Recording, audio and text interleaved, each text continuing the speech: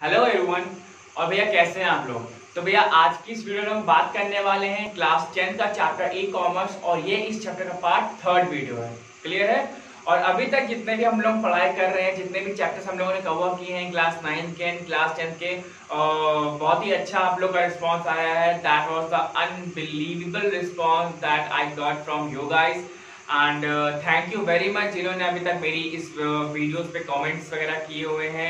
जैसा कि आप लोग को मालूम ही है कि मैं वीडियो के लास्ट में कमेंट पढ़ता हूँ, जिससे कि आप लोग को मालूम चले कि हाँ आप लोग के एक्चुअली में कमेंट्स क्या आते हैं। ठीक है, लिटरली जो मेरी लास्ट वीडियो थी मैंने उसमें स्क्रीनशॉट्स वगैरह भी डाले हुए हैं। तो अगर आप चाहते हैं कि आपका कमेंट इंटरनेट पे आए, यूट्यूब में आए, तो प्लीज कमेंट करते रहिए। या जो भी पार्ट अच्छा लगता है, या मेरी वीडियोस आपको कैसी लगती है, या जो मेरी टीचिंग स्किल्स है वो कैसी लगती है, बस उसके बारे में मुझे बताइए। और अगर कोई सजेशन हो थोड़ा सा वीडियो बनाने में लेकर के, या फिर मेरे इम्प्रूवमेंट में, तो आप वो भी लिख सकते हैं। ठीक है, तो आइए स्टार्ट करते हैं बिना टाइम वेस्ट किए हुए। और मैंने बता दिया है ये इस वीडियो का थर्ड पार्ट है। तो इसमें हम लोग पढ़ेंगे that is E telling. E telling क्या होता है, ठीक है, इससे कुछ हमारे पॉइंट्स हैं, ये हम लोग इसको पॉइंट को डिस्कस करने वाले हैं। एंड अपार्ट फ्रॉम दैट, अगर हम लोग ई टेलिंग करते हैं तो उसके क्या क्या हमारे एडवांटेजेस होते हैं और क्या क्या डिसएडवांटेजेस होते हैं, वो भी हम लोग डिस्कस करेंगे। अच्छा बता ना। तो बस हम लोग आज ये करने वाले हैं। So what is E telling. E telling do stands कि भैया, जैसा कि आपको मालूम है हम लोग ई कॉमर्स पढ़ रहे हैं ना। हाँ, ई कॉमर्स है। तो जैसा कि हम लोग जानते हैं, अगर हम लोग कोई भी जो ऑनलाइन शॉपिंग की साइट्स होती हैं, जैसे अमेजोन हो गया, फ्लिपकार्ट हो गया, मिंत्रा हो गया, सिलीक हो गया, या XYZ जो भी आपके दिमाग में आ रहा है, फ्लिपकार्ट वगैरह, मिंत्रा वगैरह, तो जो भी चीजें होती हैं, तो इनका सिस्टम ये होता है, अगर हमें कोई प्रोडक्ट अच्छा लगता है तो हम लोग उसको ऑर्डर करते हैं। ठीक है, तो मेक श्योर कभी भी अमेजोन या फ्लिपकार्ट लिटरली ये लोग आपको कोई प्रोडक्ट देते नहीं है। ठीक है, इनका कोई मैन्युफैक्चरिंग नहीं होता है। ठीक है, जैसे कि अगर हम लोग कहते हैं भैया हमने सैमसंग का फोन लिया है या हमने ओप्पो का फोन लिया, तो अगर हम कोई पूछे यार ये कौन सी कंपनी का फोन है, तो यार वो अमेजोन का फोन है। तो अमेजोन का फोन होता है क्या? नहीं, हम पूछ रहे कहां से, किसका फोन है यार, ये तो यार मिंत्रा का फोन है या ये फ्लिपकार्ट का फोन है। तो ऐसा होता है, मिंत्रा तो खैर कपड़े देता है, तो ये फ्लिपकार्ट का फोन है। फ्लिपकार्ट ये कभी फोन देगा नहीं देगा, खुद का उसका कोई प्रोडक्ट नहीं होता है। ठीक है, जैसे आपका अमेजोन का डॉट आया है, इको वगैरह आया है, 2-4 प्रोडक्ट्स लॉन्च किए, तो वो उसके खुद के हैं, लेकिन मेजॉरिटी ऑफ द प्रोडक्ट्स वो क्या है, वो दूसरी ब्रांड्स के वो बेचता है। ठीक है, जो बाइंग एंड सेलिंग जो प्रोसेस होता है वो बेचते हैं। और अमेजोन पे जो बेचते हैं, जहां से हमें मान लीजिए कोई प्रोडक्ट अच्छा लगा, कोई हमें मोबाइल अच्छा लगा, तो जब भी हम लोग उसको ऑर्डर करते हैं, तो कभी भी प्रोडक्ट के नीचे देखिए, जहां पे फोटोज होती है उसके नीचे, तो आपको वहां पे क्या समझ में आएगा, सेलर का नाम आता है कि भैया क्लॉकटेल है, या क्लॉकटेल वगैरह भी होता है, या कभी कभी सेलर्स बहुत सारे, या उसके मुझे ध्यान नहीं है एक्चुअली में क्या क्या नेम्स होते हैं। तो वहां पे उसका एक्चुअली में जो सेलर होता है वो उसको बेच रहा होता है। तो वो होता क्या है, वो जो सेलर होता है, that he is the only person which is known as e tailing. ठीक है, तो अमेजोन पे जितने भी सेलर्स हैं, जितने भी भाई, हम भी अपनी दुकान खोल सकते हैं, आप भी अपनी दुकान खोल सकते हैं, तो हम लोग क्या कहलाएंगे, sellers. We are the etailers. Clear है। ऐसा हो सकता है कि हम लोग बहुत ज्यादा कभी कभी दिमाग लगाते हैं, या कभी कभी ऐसा होता है कि इंडिया के अलग अलग रीजन्स पे अगर वो सेलर अवेलेबल नहीं होता है तो दूसरा सेलर होता है। तो जब दूसरा सेलर को आप देखते हैं तो होता क्या है कि उसमें उस सेलर का जो प्राइस कंपैरिजन करिए ना, तो कभी कभी डिफरेंशिएशन आता है। ठीक है, मान लीजिए कि ये आपको पेन मिल रहा था एक सेलर ए से 50 रुपीज का, और सेलर बी इसको दे रहा है भाई यही पेन सब कुछ सेम है 40 रुपीज का। तो सेलर की जो आईडी होती है वो अपने उस प्राइस को वो बाइफरकेट करती है। क्लियर है, मान लीजिए कोई इसको सस्ता देगा तो कोई इसको महंगा देगा, लेकिन वो चीज आपको वहां पे मिल जाएगी। क्लियर है, तो उस सेलर को हम लोग बोलते हैं क्या, ई टेलर्स। ठीक, कभी भी आप फ्लिपकार्ट में शॉपिंग करिए, XYZ अमेजोन में करिए, जो भी आपके दिमाग में ऑनलाइन शॉपिंग की साइट आ रही है, आप उससे शॉपिंग कर लीजिए। बस आप एक चीज हमेशा ध्यान रखिए कि कभी भी आपके पास अगर इनवॉइस आता है, जब बिलिंग आता है, तो उसमें सेलर का नाम लिखा होता है। क्लियर है, तो उसको हम लोग बोलते हैं क्या, that is the e tailer. Clear है, तो यहाँ पे हम लोग बात करने वाले हैं इसके कुछ पॉइंट, जैसे क्या क्या होता है। पहला है visit the website, choice of product, online payment, delivery of product and the customer feedback. पहला क्या है हमारा, विजिट द साइट। हम लोग कैसे कर सकते हैं भाई, या तो इसके लिए हमारे पास एक मोबाइल होना चाहिए या फिर हमारे पास एक लैपटॉप होना चाहिए। हम लोग उसमें अपनी एक सेलर आईडी बनाते हैं और उस एक सेलर आईडी बनाने के बाद हम लोग अपना जो प्रोडक्ट होता है उसको हम लोग डालते हैं उसमें, फिर अपने आप को रजिस्टर करते हैं, फिर हमारा जो होता है उसमें एक सेलर आईडी बन जाती है and then we are ready to just post our product. Clear है? तो यहाँ पे ये होता है चॉइस ऑफ प्रोडक्ट। क्या होता है, अब हम लोग इसमें प्रोडक्ट की चॉइस देखते हैं कि एक्चुअली में प्रोडक्ट है किस लिए, किस चीज के लिए, किस जेंडरी के लिए, क्या उसका प्राइस है, क्या उस प्रोडक्ट का इंफॉर्मेशन है, इस प्रोडक्ट का कैसे कैसे यूज होता है, उस प्रोडक्ट के बारे में हम लोग लिखते हैं। क्लियर है कि हाँ किस प्रोडक्ट को हम लोग देख रहे हैं और किस तरीके से यूज होगा, वो सब कुछ हम लोग उसका कंटेंट लिखते हैं। जैसे आप लोग कभी भी देखते हैं कोई प्रोडक्ट अगर खोलते होंगे तो उसमें आपको उसके कस्टमर के फीडबैक वगैरह भी आते हैं, वो प्रोडक्ट कैसे यूज होता है, उस प्रोडक्ट के अंदर कितनी कितनी चीजें हैं, आप क्या क्या कर सकते हैं। तो प्रोडक्ट के बारे में जितनी भी डिटेलिंग प्रोडक्ट की होती है वो आपको किसमें आता है, चॉइस ऑफ प्रोडक्ट में। क्लियर है? आई होप क्लियर होगा ये पहला point. And second point next आता है ऑनलाइन पेमेंट। जब कस्टमर आपके पास आया, उसने देखा आप हैं और उसने अपना प्रोडक्ट देखा कि उसे क्या चाहिए, उससे आपका प्रोडक्ट अच्छा लगा, तब उसे होता क्या है, वो भाई पेमेंट करेगा। तो पेमेंट कैन बी, पेमेंट है ना, हाँ, payment can be in the form of the debit card, credit card या फिर ई वॉलेट वगैरह जो भी वो यूज कर रहा हो वो उससे कर सकता है। तो वहां पे क्या होता है, वो जो पैसा होता है वो डायरेक्टली उसके अकाउंट में चला जाता है। क्लियर है? तो इसको हम लोग बोलते हैं ऑनलाइन पेमेंट, और ये आप दुनिया के किसी भी साइट से किसी भी कोने से मंगवा सकते हैं। आप सीधे उसको पेमेंट करिए और आपके पास प्रोडक्ट आ जाएगा। ठीक है? ये हर एक ई कॉमर्स साइट के लिए है। ठीक है? ये नहीं कि मैं सिर्फ इंडिया की बात कर रहा हूँ या अमेरिका की बात कर रहा हूँ या यूके की बात कर रहा हूँ, नहीं। ठीक है? ये हर एक साइट के लिए जो हमारा एक प्रोफार्मा होता है, एक जो प्रोसीजर होता है, मैं उसकी बात कर रहा हूँ। क्लियर है? नेक्स्ट हम लोग आते हैं डिलीवरी ऑफ प्रोडक्ट। अब जाइए भैया आपने पैसे दे दिए हैं तो प्रोडक्ट चाहिए कि नहीं चाहिए, है ना? तो हम लोग क्या करते हैं, जब आपका प्रोडक्ट जो आप पेमेंट वो लोग रिसीव कर लेते हैं या फिर एस्टेरिस्क इसमें लगाते हैं ऑनलाइन पेमेंट, कभी कभी आप लोग कैश भी करते होंगे। तो कैश वाला भी सिस्टम वही होता है कि जब भी आप उसके बाद हमारा क्या होता है, प्रोडक्ट जो होता है निकल जाता है उसके लिए, तो हमारा जो कहीं से भी वो जो सेलर होता है वो उसको डिलीवरी देने की कोशिश करता है। कभी कभी ऐसा होता है कि उस सेलर के पास कभी कभी कुछ बग्स आते हैं, कभी कुछ दिक्कत आती है डिलीवरी करने में, तो शायद क्योंकि एक आध दो दिन वो लेट हो जाता है, या फिर उससे वो पहले भी हो जाता है। अगर उसकी जो ट्रांसपोर्टेशन जो फैसिलिटीज है वो अगर अच्छी है तो वो उसको टाइम से पहले ही आपको जल्दी दे देंगे। वैसे ये साइट्स यही करते हैं कि वो आपको कुछ प्रॉब्लम क्रिएट ना करे, वो आपको वैसे टाइम से पहले ही दे दें। ठीक है? क्योंकि उनकी एक रेपुटेशन होती है, एक अमेज़न ने एक पॉलिसीज वगैरह होती हैं, तो उनको वो चीज सारी गाइडलाइंस फॉलो करनी पड़ती है। क्लियर?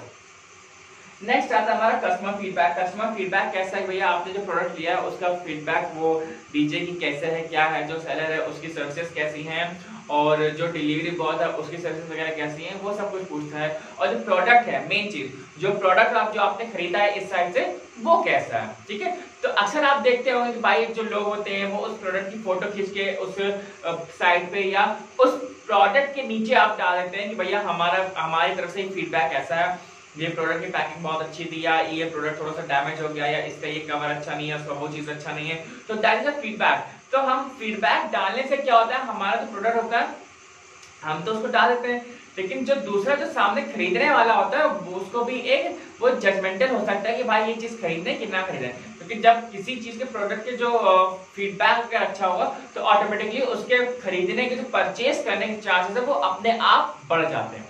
क्लियर है? आई होप ये सब सारे पॉइंट्स क्लियर होंगे। एंड डिस्पाइट दैट कि इसके ई टेलिंग के हमारे बहुत सारे कुछ एडवांटेजेस होते हैं एंड डिसएडवांटेजेस होते हैं। Let us discuss. You can take the help of the book. I am just taking the help of the book. So there is e-tailer offers the following advantages. What are those? E-tailing provides the access to the consumers all over the world, which helps to increase the sales. ठीक है? As I told you earlier that we are able to just order the product in the any of the e-commerce site and all over the world. Clear है? तो हम लोग कहीं से भी उसको ऑर्डर कर सकते हैं और वो प्रोडक्ट हमारे उस रिक्वायर्ड और जो मेंशन्ड एड्रेस है उस साइट पे, उस एड्रेस पे आपके पास ऑटोमेटिकली आ जाएगा। Clear? It is easy and inexpensive to start e-tailing. It can be launched from a single room with one computer. ठीक है, एक कमरे से आप स्टार्ट कर सकते हैं और एक ही कंप्यूटर से आप उसको स्टार्ट करते हैं, क्योंकि आपको कोई उसमें इन्वेस्टमेंट नहीं करना, सामान रखना नहीं, बस आपको बस ऑर्डर देना है, उसको ऑर्डर प्लेस करना है। क्लियर है? Overheads in e-tailing are lower than in the brick and mortar stores. Overhead जो होता है हमारा, ये बहुत सस्ता पड़ जाता है कि हमको इसमें कुछ करना नहीं होता है। ठीक है, बाकी भाई आपका जो गोडाउन वगैरह है आप वहां से स्टार्ट करिए करके और आप तुरंत उसको कर सकते हैं। और एक चीज और अच्छी होती है, जैसे कि हम लोग पहली वीडियो इससे पहले वीडियो में हम लोग बात कर चुके हैं, जो ई कॉमर्स की जो ग्लोबल रीच होती है दैट इज ट्रिमेंडस। ठीक है, बहुत ही अच्छी रीच होती है और मतलब इतना अच्छा रिस्पॉन्स होता है कि भाई जैसे कि वहां पे लाखों करोड़ों लोग होते हैं तो वो आराम से आपका प्रोडक्ट देख सकते हैं। क्लियर है? An e-tailer can get valuable insight into the spending habits and shopping behavior of the consumer. Clear? अब आते जरा डिसएडवांटेज भी देख लेते हैं क्या क्या होता है। Customer do not easily trust a new e-tailing site if it is not well established. They may not buy from it as frequently as brick and mortar store. ठीक है, मतलब कि कभी कभी ऐसा होता है कि भाई जो कस्टमर जो नई साइट्स आती हैं वो कभी कभी उस पर बिलीव ही नहीं करता, उसको मालूम ही नहीं होता कि भैया ये प्रोडक्ट पता नहीं जेन्युइन दें कि ना दें। ऐसा ना हो कि हम पैसे दे रहे हैं ओरिजिनल वाले के और ये प्रोडक्ट हमें दे रहे हैं लोकल या कॉपी दे रहे हैं ना, तो ये चीजें नहीं होनी चाहिए। तो यही चीजें हैं कि हमारा एक कुछ डिसएडवांटेज भी होता है, तो इसलिए जो ब्रांड वगैरह होते हैं देखते हैं ना कि ये सेलेक्ट तो ये ज्यादा हायर करते हैं इसको प्रमोट करने के लिए, एडवर्टीज करने के लिए। ठीक है, तो एडवर्टीजमेंट भी हमारे सेलेक्ट कर रहे होते हैं तो हमें ये विश्वास होता है नहीं यार मतलब शाहरुख खान कह रहा तो अच्छा होगा, है ना, तो ऐसा करते हैं। Clear? It may be expensive to create and maintain an e-tailing website. कभी कभी ऐसा भी होता है उसको वेबसाइट को क्रिएट करना और उसको मेंटेन करना भी हमारा ये कभी कभी एक्सपेंसिव हो जाता है। क्यों? बिकॉज ई-टेलिंग साइट को मेंटेन करना that is not a labour task, that is requiring a highly specialised person. कि भाई अगर हमारा कोई कंप्यूटर बैकग्राउंड का होगा, जो हमारा कोडर होगा वही उसको कर सकता है, बाकी और कोई नहीं कर सकता। क्लियर है? नेक्स्ट हम लोग कह सकते हैं कि etailing involves infrastructure cost for order fulfilment, storage of goods, dealing with returns and the other issues. बहुत सारे कॉम्प्लेक्स इश्यूज भी कभी कभी होते हैं, इसमें दिया हुआ है स्टोरेज ऑफ गुड्स भी होना चाहिए, ऑर्डर को आप फुलफिल कर सके, ये नहीं कि भैया आप ऑर्डर उसको दे ही नहीं रहे हैं करके। ठीक है, रिटर्न वगैरह जो इश्यूज होते हैं, कभी डैमेज होता है, कभी मान लीजिए कस्टमर को रिफंड वगैरह चाहिए, तो आपको इन इश्यूज के लिए भी प्रिपेयर रहना पड़ेगा। क्लियर है? Customers do not get the emotional shopping experience of physical stores if they have no opportunity to hold, smell, feel and try products before deciding to buy. ठीक है, जैसे कि हम लोग दुकान वगैरह में जाते हैं तो दुकान वगैरह में क्या होता है, हम लोग प्रोडक्ट को देख सकते हैं, स्मेल कर सकते हैं, टच कर सकते हैं, फील कर सकते हैं, लेकिन ई कॉमर्स साइट में ऐसा नहीं हो सकता। ठीक है, तो यहाँ पे हमें क्या करना होता है, तो इसमें हमें बस एक ट्रस्ट होता है कि हाँ हम लोग यहाँ से ऑर्डर कर रहे हैं चीज, तो वहां पे चीज हमारी कैसी आएगी, बहुत अच्छी आएगी और जेन्युइन आएगी, लोकल चीजें नहीं आएंगी। क्लियर है? आई होप कि यहाँ तक आपको समझ में आएगा। तो बस ठीक है, और अगर वीडियो अच्छी लग रही हो तो यार नीचे कमेंट को छोड़ दो या कुछ सजेशन ही दे दो। ठीक है, तो आगे बढ़ते हैं। तो coming to our next topic that is the e advertising. भैया ई टेलिंग पढ़ लिया है, अब आते हम लोग ई एडवर्टाइजिंग पे। ई एडवर्टाइजिंग मतलब क्या होता है, किसी भी चीज का प्रचार करना, चाहे वो आपका फोन हो और चाहे वो आपका लैपटॉप के ऊपर हो।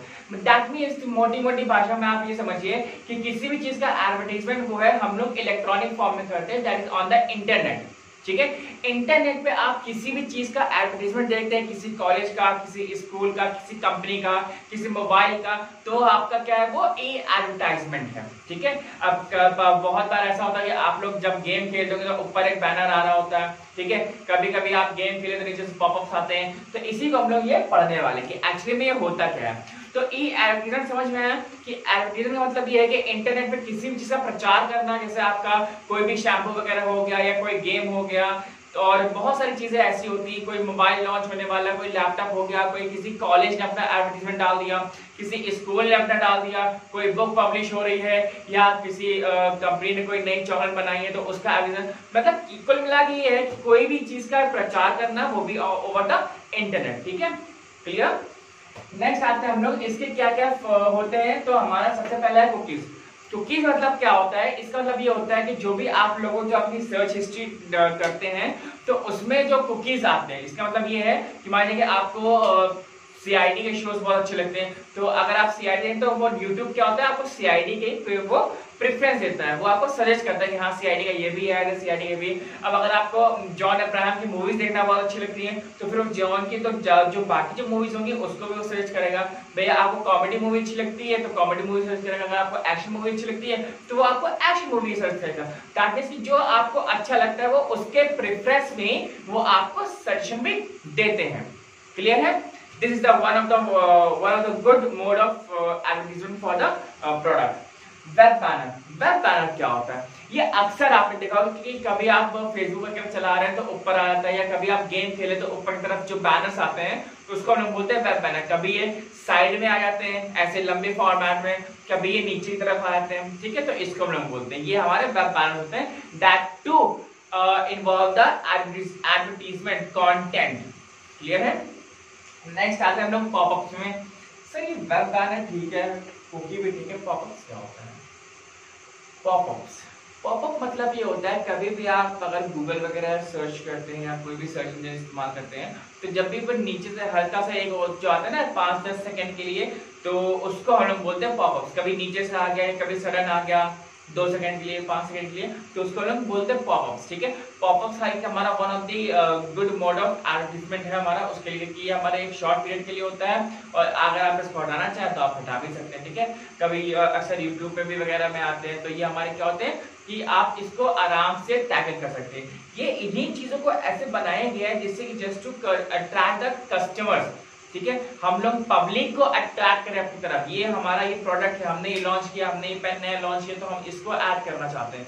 तो ऐड करने का तरीका क्या होता है? अगर आप टीवी पे ऐड करें तो वो चैनल आपका एक एरिया में रह जाएगा, लेकिन अगर आप you are doing advertisement on the internet, then complete world is going to watch you. ठीक है, पूरी दुनिया में आपका ऐड जाएगा, तो वो जो इंटरनेट वाला जो ऐड होता है that is much more beneficial for the traditional add comparatively. ठीक है, जो ट्रेडिशनल ऐड जो हम लोग फ्लैक्स वगैरह में करते हैं, पेपर में करते हैं, वो हमारा एक रीजन में ही रहता है, लेकिन जो इंटरनेट पे जो ऐड होता है वो हमारा एक बहुत बड़ी ऑडियंस को कवर करता है। क्लियर है? तो आइए देखते हैं इसके अब एडवांटेजेस और डिसएडवांटेजेस क्या है। सो ई एडवर्टाइजमेंट का जो हमारे पास एडवांटेजेस होते हैं, कुछ डिसएडवांटेज होते हैं, तो आइए एक एक करके सब कुछ डिस्कस करते हैं, क्या है एडवांटेजेस और क्या है डिसएडवांटेजेस। ठीक है, इसके बाद मुझे नहीं लगता कि आपके दिमाग में कोई भी प्रॉब्लम होने वाली है, कोई भी क्वेरी होने वाली है, तो पहले इसको समझते हैं फिर आगे बढ़ते हैं। क्लियर? तो सबसे पहला जो एडवांटेज हमारे पास है लो कॉस्ट। ठीक है, कंपैरेटिवली जो हमारा टीवी मीडिया है और जो प्रिंट मीडिया है उसके कंपैरिजन में अगर हम लोग बात करें तो हमारा जो ई एडवर्टाइजमेंट है वो हमें कंपैरेटिवली सस्ता पड़ता है। ठीक है, क्यों? क्योंकि हमें सस्ता पड़ता है और ये हमारे बहुत ही ग्लोबल रीच में होता है, सॉरी ग्लोबल नहीं, एक हमारे एक रीच में होता है, बहुत ही बड़े रीच में होता है। ठीक है, ये कहेंगे वाइड रीच मतलब क्या होता है, एज ए टोल्ड यू कि जैसे कि आपको अगर ग्लोबल कराना है या कंट्री में विद इन कंट्री कराना है तो आप उसको आराम से करवा सकते हैं। तो हमारा होता है कि उसकी जो रीच होती है वो बहुत ज्यादा होती है, और हाँ यहाँ पे किसी को जाना भी नहीं पड़ता। ठीक है, ये नहीं भैया फ्लैक्स लगा रहे हैं या हम लोग लिपाई पुताई कर रहे हैं, ऐसा कुछ भी नहीं होता है। क्लियर है? नेक्स्ट हमारा इंस्टेंट रिजल्ट। अभी क्या होता है, अब जैसे मान किसी कॉलेज के लिए आया एडमिशन के लिए, तो आपने क्या कहा कि भैया उसका ऐड आया, तुरंत आया, उसके पॉपअप में आपने या तो मान लीजिए क्लिक कर दिया, छूट तो नहीं गया, हाँ तो क्लिक कर लिया, तो क्लिक करने के बाद आपने किया क्या, उस पर क्लिक किया, आपने रजिस्टर किया और तुरंत आपने एडमिशन के लिए अप्लाई कर दिया। तो वहां पे हुआ क्या, आपको तुरंत वहां पे आधे घंटे में, 1 घंटे में, 2 घंटे में आपको कंफर्मेशन भी आ गया। तो होता क्या, वहां पे आपको वहां कॉलेज जाना भी नहीं पड़ा और आपका जो एड्स है उनका एडमिशन भी हो गया। तो that is the instant result, we used to get the instant result. ठीक है, कि कभी कभी क्या होता है, बहुत सारी चीजें होती है, जो डेटा होती है हम लोग को नहीं मालूम होता है, हम लोग वो भी चीज कर लेते हैं। ठीक है, नेक्स्ट हमारा मॉनिटरिंग। मॉनिटरिंग मतलब क्या होता है कि आपका जो ऐड है वो कौन से लोग ज्यादा देख रहे हैं और किस जेंट्री में जा रहा है और आप किसको चाहते हैं टारगेट करना, आप उसको आराम से मॉनिटर कर सकते हैं। ठीक है, जैसे कि जो यूट्यूब क्रिएटर्स होते हैं, हम जैसे लोग, हम लोग आराम से अपना जो कंटेंट है वो जो कितने पब्लिक की रीच में जा रहा है हम लोग आराम से उसको मेजर कर सकते हैं। ठीक है, तो मॉनिटर करना वो हमारे लिए एक बहुत ही ईजी टास्क बन जाता है। ठीक है, ई एडवर्टाइजमेंट के रिगार्डिंग। क्लियर? कांस्टेंट एक्सपोजर मतलब कि भाई 24/7 आपका क्या है वो लगातार बना ही रहेगा, एंड कभी भी जाता नहीं है। और ये होता है कि हाँ कभी भी आपको बस एक टाइम लिमिट सेट करनी होती है उसमें कि भैया आपने कितने समय के लिए उसको पे किया हुआ है या कितने समय के लिए उसको लगवाया हुआ है। तो होता क्या है कि वो आपको दिखाता रहेगा, चाहे सर्दी गर्मी बरसात हो, भले ही लोग घर पे होंगे तो फोन तो हाथ में होगा ना, है ना। तो जो एडवर्टाइजमेंट है वो आपके पास तो आते रहेगा। क्लियर है। नेक्स्ट आता है हमारे पास जियो टारगेटिंग। जियो टारगेटिंग यहाँ पे क्यों लिखा गया है, ये शायद आपके पेपर में आ सकता है, इसलिए लिखा गया है कि जियो टारगेटिंग मतलब कि अगर आप एक कोई स्पेशलाइज रीजन के लिए कि कोई एक ऐसा लोकेशन है, ऐसा कोई रीजन है जिसके लिए आप अलग से बनाना चाहते हो तो आप बना सकते हैं। जिससे आप बहुत बार ऐसा होता है, जैसे इंडिया की हम लोग बात करें तो इंडिया कैसा है, it is very wide in culture and it's languages. तो वहां पे तो जो लोग होते हैं यहाँ पे लोगों लोकल लैंग्वेज में एडवर्टाइजमेंट करना ज्यादा अच्छा लगता है, तो वहां पे आप लोकल लैंग्वेज में भी अपना जो प्रचार है वो आराम से कर सकते हैं, जिससे कि ज्यादा तक लोगों तक पहुंचे। कभी कभी बहुत बार ऐसा होता है कि जो लोग होते हैं वो लोकल जो रीजनल लैंग्वेज होती है उसको बोलना ज्यादा प्रीफर करते हैं rather then to speak the Hindi और इंग्लिश। ठीक है, इंग्लिश भी हम लोग बहुत ज्यादा बोलते हैं, लेकिन इंग्लिश फिर वही बोल सकता है जो हमारा हाईली एजुकेटेड पर्सन हो या एजुकेटेड पर्सन हो। और जो हम लोग हिंदी जो होता है वो हमारा नॉर्थ इंडिया में ज्यादा हिंदी चलता है, बाकी इधर साउथ वगैरह में तो इधर हिंदी चलता ही नहीं, वहां पे तो उधर तमिल तेलुगु एंड कन्नड़ वगैरह चलता है, तो वहां पे लोग उस लैंग्वेज में प्रचार करना ज्यादा पसंद करेंगे। क्लियर है। तो ये थे हमारे कुछ एडवांटेज जिसके कि हमारे इससे क्या क्या फायदे होते हैं। और हाँ अगर कोई एक सिक्का होता है तो उसका अगर हेड होता है फिर वो टेल भी होता है, तो अगर हमारे इसके एडवांटेजेस हैं तो इधर हमारे पास कुछ इसके डिसएडवांटेजेस भी हैं। तो आइए देखते हैं क्या क्या है। सबसे पहला है हमारे पास ओवरलोडिंग। ये क्या है ओवरलोडिंग, जैसे कि हमको मालूम है कि भैया हर एक जो हमारा अराउंड 30 से 40 करोड़ जनता जो है हमारे इंटरनेट से जुड़ी हुई है, तो होता क्या हमारे पास डेटा बहुत ज्यादा है। सिर्फ इंडिया की बात कर रहा है, दुनिया की नहीं, सिर्फ इंडिया की जो डेटा है हमारे पास वो बहुत ज्यादा है। और हर एक को चाहते हैं भैया हम ऑनलाइन वो ऐड कर दें या एडवर्टाइजमेंट निकाल दें, तो होता क्या है यहाँ पे डेटा इतना आता है और एडवर्टाइजमेंट भी इतना आता है कि वहां पे कभी कभी डेटा क्लस्टर हो जाता है। ठीक है, हॉटस्पॉट खिचड़ी बन जाती है, तो यहाँ पे डेटा का बहुत लोड रहता है। भैया बहुत ज्यादा हमारे पास डेटा भी हो जाएगा, कंज्यूमर तो ये है, और हमारा जो एडवर्टाइजमेंट है कितना कितना हम कर देंगे। क्लियर है। नेक्स्ट है too much data, that also data हमारे पास ऑनलाइन बहुत ज्यादा अवेलेबल है। जैसे आप लोग कभी भी शॉपिंग वगैरह करते हैं तो शॉपिंग करते हैं या कभी मान लीजिए कहीं से भी आपने कुछ भी उसको पेमेंट किया, तो हमारे पास जो डेटा होता है that is a very huge in number. Clear है। If comparatively we have words for the India, तो इंडिया के आराम से आप मान लीजिए 30 से 40 करोड़ की जनता जो है, हम 50 करोड़ मानते हैं, 50 करोड़ जो जनता है वो हमारी क्या है इंडिया की, वो इंटरनेट से जुड़ी हुई है, मतलब उनका कुछ ना कुछ है इंटरनेट पे। अब हम लोग अगर दुनिया की बात करें तो दुनिया में आप ये आंकड़ा थोड़ा सा 70 तक लेके जा सकते, 70-75 तक परसेंट जो लोग हैं वो इंटरनेट यूज करते हैं। इंडिया में अगर 40 करोड़ लोग इंटरनेट यूज कर रहे हैं तो दुनिया में बाकी 70, क्योंकि वहाँ पे जो एजुकेशन लेवल है वो थोड़ा सा ज्यादा अच्छा है, जिससे कि लोग वहाँ पे ज्यादा प्रीफर करना पसंद करते हैं इंटरनेट पे रहना। क्लियर है। यहाँ पे है हमारा थर्ड है टू मेनी चॉइसेस। अब भाई इतनी ज्यादा चॉइसेस होंगे कि हम खुद ही कंफ्यूज हो जाएंगे। ये तो कहानी बन गई, मतलब सॉरी ये तो कहावत बन गई, वो दबंग में थी, है ना। तो यहाँ पे क्या है टू मेनी चॉइसेस। भैया इतने हमारे पास चॉइस होते हैं, हम लोग खुद कंफ्यूज जाते हैं कि हम लोग ये देखें कि हम लोग ये देखें, ठीक है, या इस साइड पे है कि उस साइड पे। तो यहाँ पे हमारे पास जो एडवर्टाइजर्स हैं ये भी कंफ्यूज हैं कि भाई इसका जो हमारा टारगेट जो ऑडियंस जो टारगेट वो करना चाह रहा है उसकी वो जनता उसको कहाँ मिलेगी। क्लियर है। अगर वो मान लीजिए कॉलेज और स्कूल का ऐड करना चाह रहा है तो इसका मतलब उसको काम मिलेगा। अगर वो अमेज़न का ऐड करना चाह रहा है तो उसको वो जनता कहाँ मिलेगी। अगर वो किसी गेम का ऐड करना चाह रहा है तो उसको वो जनता कहाँ मिलेगी। तो कंपैरेटिवली उसको देखना पड़ता है कि उसको वो जो उसकी जेंट्री जिस जेंट्री पे वो फोकस करना चाह रहा है वो उसको किस साइड पे ज्यादा मिलने वाला है। क्लियर है। नेक्स्ट आता है हमारे पास लिमिटेड स्कोप। इसका जो स्कोप क्या है लिमिटेड इसलिए क्योंकि आज भी हमारे पास इंडिया की, जैसे हमने क्या कहा आपसे कि अराउंड 40 करोड़ जो जनता है वो इंटरनेट यूज करती है, मतलब हमारी 130 करोड़ की जनता में ओनली 40। आप समझ रहे हैं इसका डिफरेंस क्या है। इसका मतलब ये कि अभी भी 90 करोड़ लोग ऐसा मानते हैं कि भाई जो ट्रेडिशनल से जो हमारा प्रचार करने का तरीका आ रहा है कि सुनो सुनो सुनो ढोलकपुर वासियों सुनो, तो वो जो ढोल नगाड़े वाले हैं, जो फ्लैक्स वाला है, जो रेडियो में जो प्रचार चल रहा है, हम लोग आज भी उसी को ही बहुत रिलायबल मानते हैं। जब 40 करोड़ जनता हमारा इंटरनेट यूज करती है, उस इंटरनेट यूज करने के साथ क्या होता है कि भाई उसको जो मेजॉरिटी ऑफ जनता है वो हमारा इंटरनेट यूज ही नहीं कर रही। इंटरनेट तो छोड़िए, उसके पास अलग-अलग फोन ही नहीं होता है, ठीक है। और अगर फोन होगा भी तो उसके पास बटन वाला फोन होगा। तो यही चीज है कि यहाँ पे कभी ना कभी हम लोग लैग कर जाते हैं, because if we are having a coin then we used to have the head face also and the tail face also, ठीक है।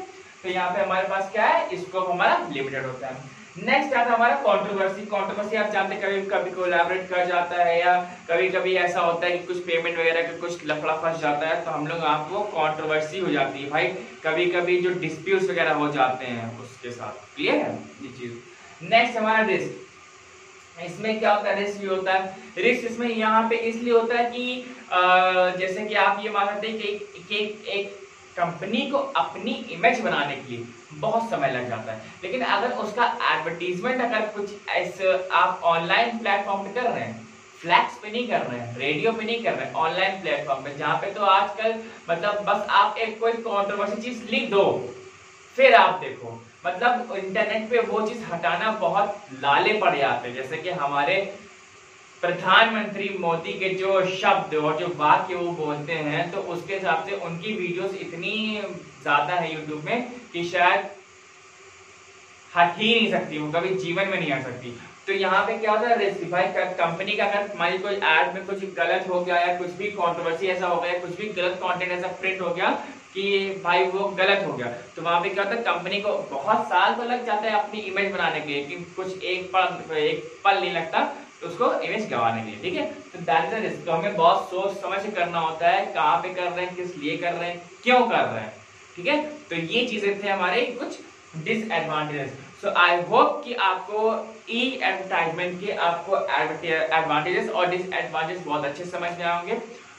और बस आज के लिए इतना ही। और अगर वीडियो में कुछ भी प्रॉब्लम हो या आप कुछ सजेशन देना चाहते हैं तो नीचे कमेंट में लिख सकते हैं। मैं अगले वीडियो में आपके कमेंट जरूर पढ़ूंगा। इस बार के तो मैंने आज पढ़ दिए थे, मतलब कल वाली वीडियो में पढ़ दिए थे। तो बस आज के लिए बस इतना ही। और बस अगर वीडियो अच्छी लग रही हो तो वीडियो को लाइक मारो, शेयर करो, सब्सक्राइब करो चैनल अगर हमारे क्लास में नए हो तो। और बस till then bye bye and thank you very much for watching the video.